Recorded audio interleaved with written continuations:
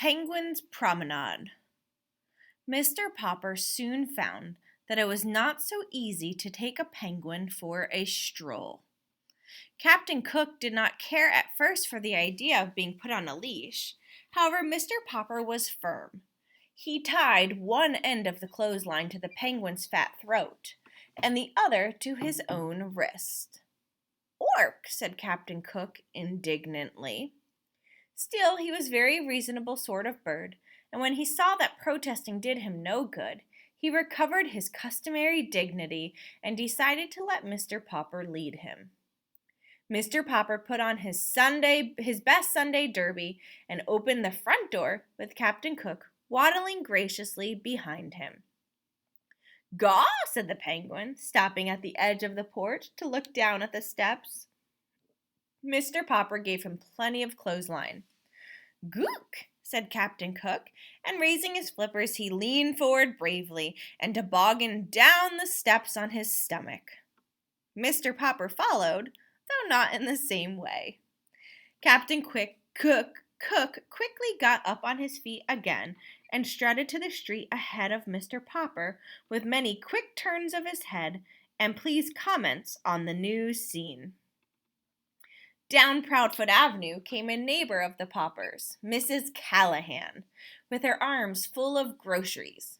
She stared in astonishment when she saw Captain Cook and Mr. Popper looking like a larger penguin himself, in his black tailcoat.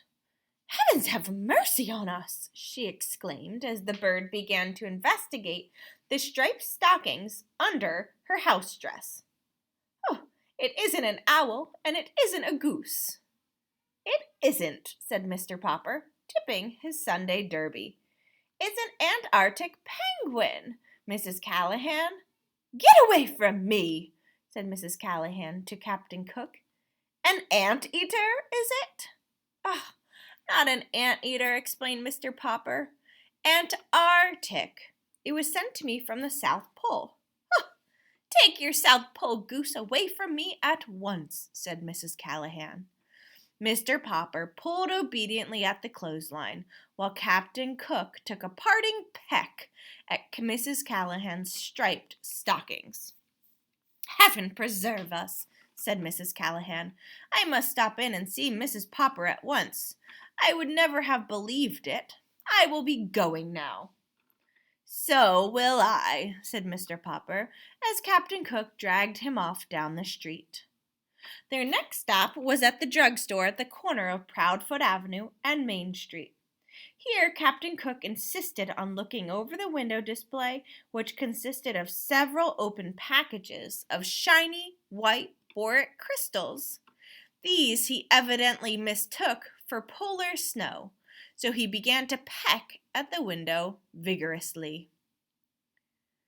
Suddenly, a car wheeled to the nearby curb with a shriek of its brakes, and two young men sprang out, one of them bearing a camera.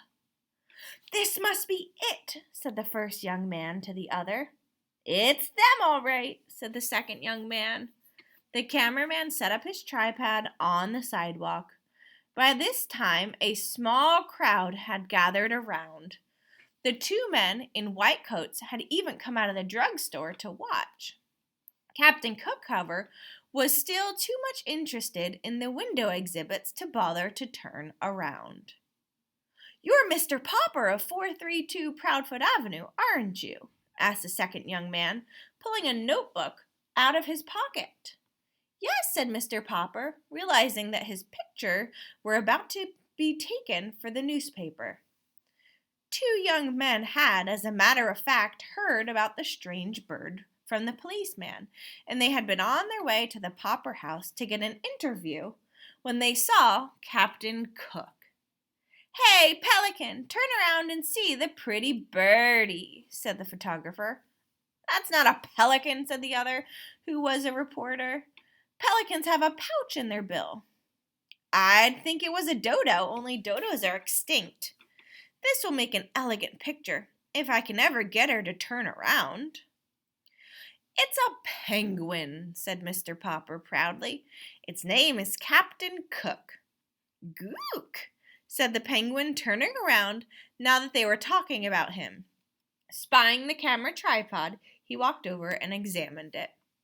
Probably thinks it's a three-legged stork, said the photographer. This bird of yours, said the reporter. Is it a he or a she? The public will want to know. Mr. Popper hesitated. Well, I call it Captain Cook. That makes it a he, said the reporter, writing rapidly in his notebook. Still curious, Captain Cook started walking round and round the tripod till the clothesline, the penguin, Mr. Popper, and the tripod were all tangled up.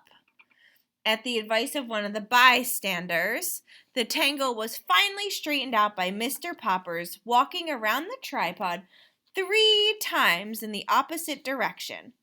At last, Captain Cook, standing still beside Mr. Popper, consented to pose. Mr. Popper straightened his tie, and the cameraman snapped the picture. Captain Cook shut his eyes, and this is the way his picture appeared later in all of the newspapers. One last question, said the reporter. Where did you get your strange pet? From Admiral Drake, the South Pole explorer. He sent him to me for a present. Yeah, said the reporter. Anyway, it's a good story. The 2 young men jumped into their car. Mr. Popper and Captain Cook continued their walk, with quite a crowd following and asking questions. The crowd was getting so thick that in order to escape, Mr. Popper led Captain Cook into a barber shop.